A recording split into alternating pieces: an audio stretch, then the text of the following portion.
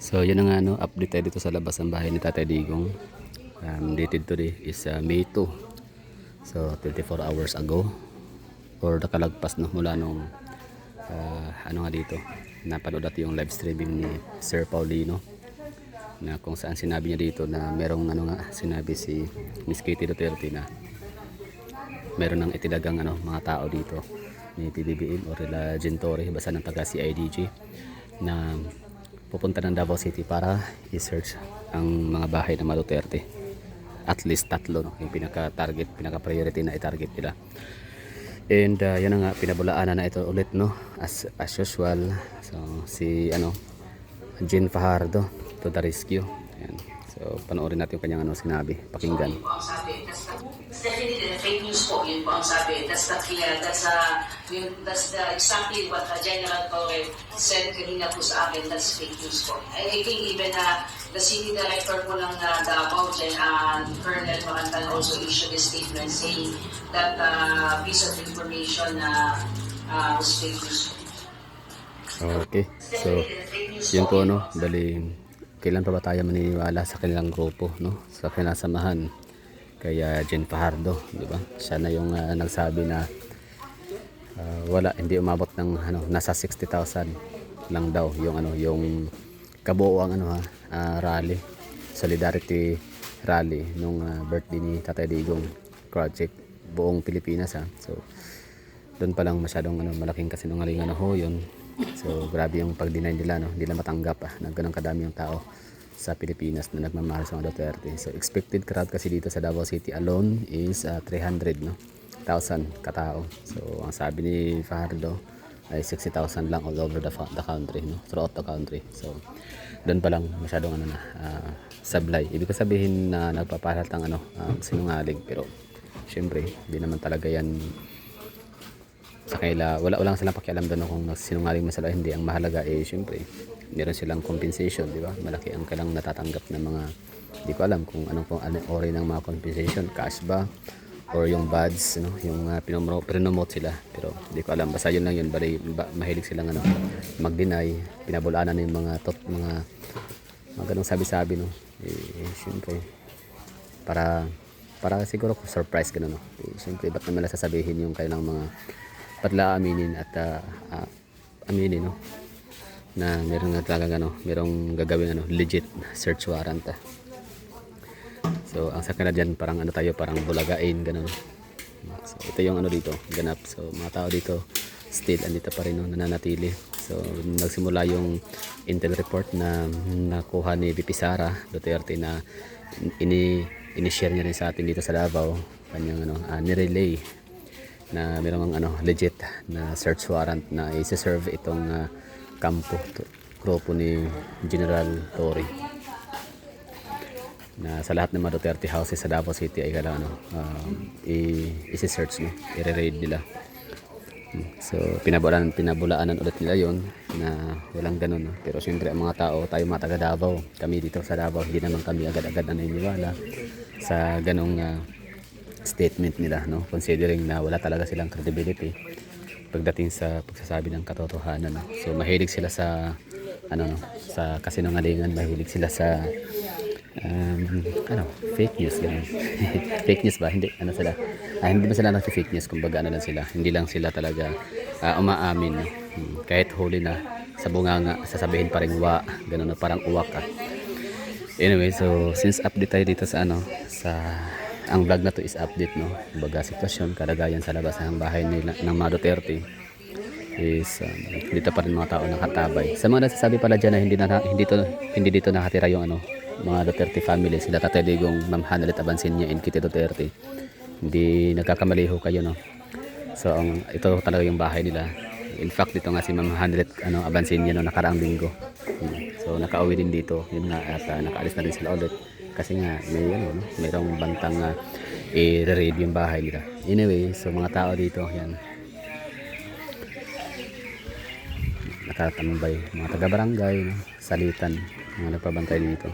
Kasi mga vlogger, naka-turn on lang yung mga camera, nakaantabay. So just in case naluluso ba ang tropa ni General Torre, at least nakaready ang mga gadget ng mga devices na maaaring gamitin para pang manman sa mga pulis, no? Sa mga sa CIDG, mga SAF o ano pa mang mga team para magano dito search sa mga bahay ni Tatay Digong. So again, ano ba ang magiging purpose nila sa search warrant na yun or sa raid sa bahay ni Duterte, diba? So alam na natin yan, no? Hindi naman tayo pinanganak kahapon na para hindi malaman kung ano yung kanilang pinaka-intention, ano yung kanilang pinaka-target, pinaka-goal, no?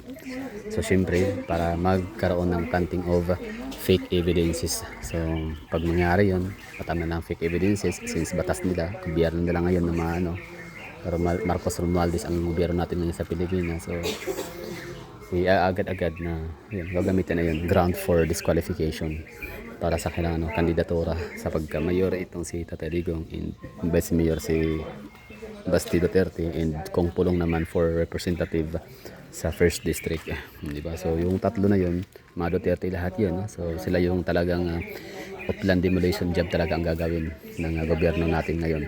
Yung sabihin pa ng iba, gobyernong ngagva. So demolition job talaga ang pinaka-ano nila, pinaka-main purposes, no? Pinaka-main goal para pamamala ang Davao, ang mga Duterte sa Davao City. So wala na. Tapos na lahat. Pwede sila ikulong, no? Pag nakulong sila, so siyempre nasa bilangguan, so hindi makakagalaw. Although mga tao andito pa rin naman kapangyarihan, pero dito kasi sa kumbaga people kasi ang power. Ang tunay na lakas, tunay na puwersa ng mga Duterte. Hindi dahil mapera ang Duterte, hindi pera, no? Kundi mga tao. Talagang mahal sila ng taong bayan. Kaya kailangan lang lumpuin ang mga Duterte. Lumpuin, ikulong, kailangan na i-disable. Diba? So si Tatay Digong, yung pinakapadre de pamilya. So doon na sa dahig. So susunod dyan ay si BP Sara, si Kong Pulong, tsaka si Mayor Basti Duterte. So yung apat na yan ay ikukulong yan, no? Tatanggalan ng posisyon ng pwesto, impeach si BP Sara, tataniman ng ng mga fake evidences ang bahay ng mga Duterte dito sa Davao City. So matik, uupo ito yung mga tuta ni PBBM. Sino ba yung tuta ni PBBM dito sa Davao? So it's Carlo Nograles for mayor, Benny Alaga for vice mayor, and Migs Nograles for first district or first congressional district naman ang kanyang tatakbuhan. So sila yung tatlo na yon ay mga alagad yan, no, ni PBBM.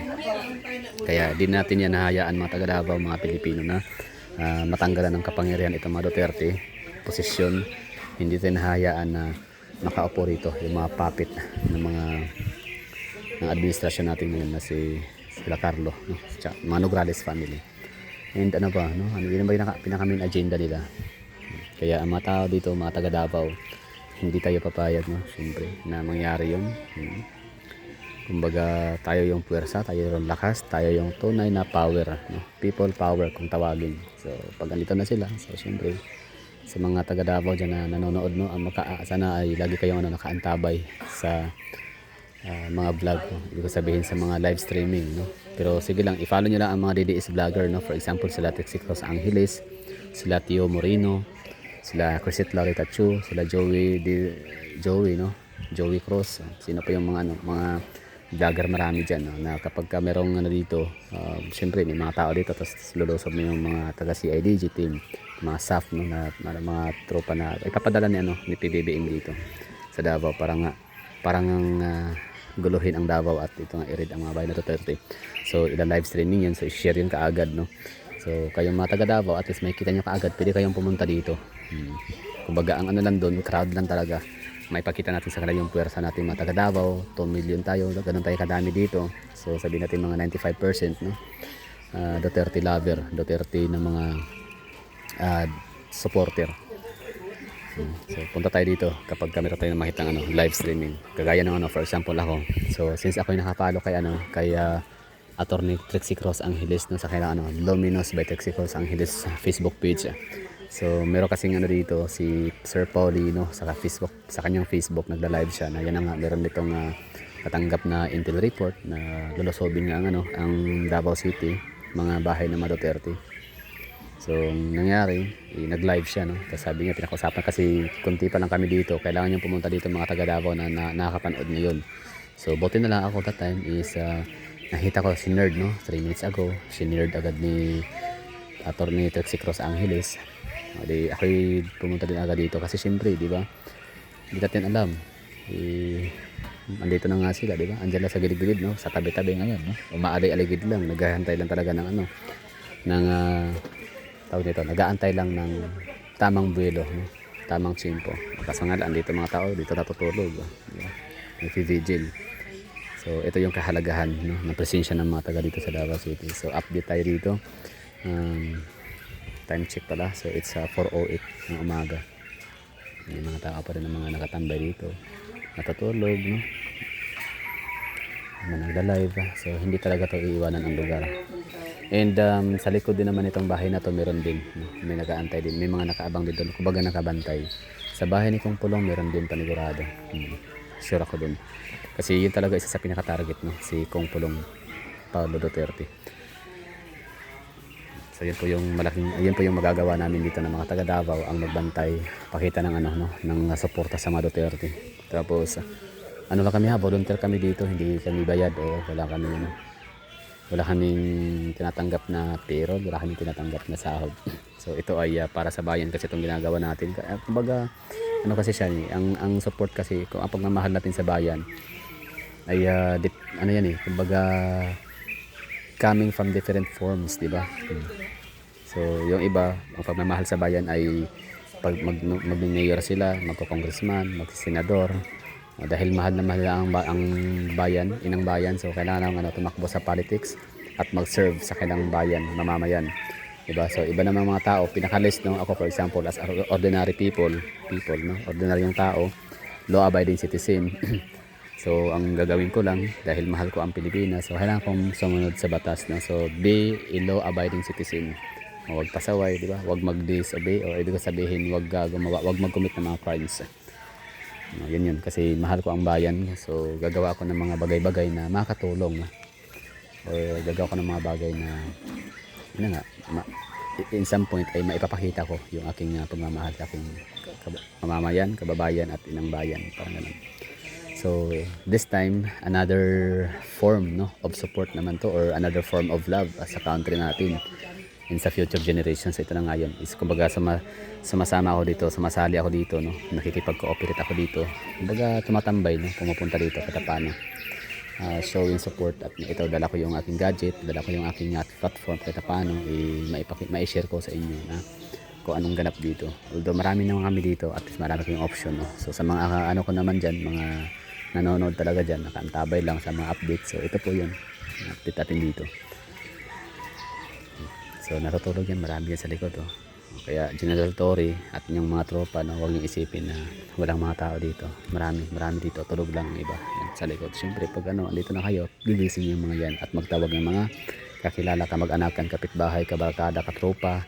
And sa mga vloggers naman, magtatawag sila ng mga supporters nila, mga viewers na andito lang din around the vicinity, no, na pwede nang pumunta dito at manmanan ang videohan, no, ang mga lulusob sa mga bahay ng mga Duterte para tingnan, no, kung anong mga pinagagawa nila, paano nila isinagawa ang kailang search and raid operation.